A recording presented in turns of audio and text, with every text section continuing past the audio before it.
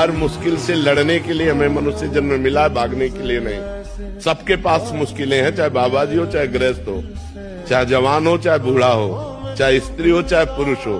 कोई ऐसा नहीं जिसके जीवन में मुश्किलें न हो। क्यों भाई, तुम मुश्किल रहित हो क्या? हम भी मुश्किल में है, तुम भी मुश्किल में हो, लेकिन हम मुस्कुराते हैं, तुम चिंता में हो। कर्म क्या है? क्या सचमुच किसी व्यक्ति के कर्म का फल भगवान तय करते हैं? कर्म वो होता है जो हमारे मन में स्फुरणा होती है, संकल्प बनता है, बुद्धि निश्चय करती है, फिर इंद्रियों से चेष्टाएं होती है, उसे कर्म कहते हैं। कर्म दो प्रकार के होते हैं, एक शुभ कर्म और एक अशुभ कर्म, जिनको कहते हैं पाप कर्म, अशुभ कर्म, और पुण्य कर्म, शुभ कर्म।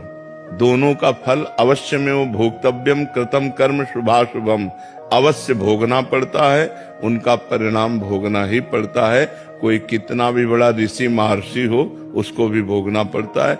इसलिए कर्म बहुत होश से करे, बेहोश होकर न करे, प्रमाद में न करे, नहीं तो उसका दंड मिलता ही है। हिंसा 5 मिनट में हुई और उसका दंड पूरे जीवन भोगना पड़ेगा, या ज्यादा अपराध बन गया तो फांसी की सजा मिल जाएगी। तो कर्म ही तो है। किसी बहन बेटी को छेड़ दिया, अब डंडा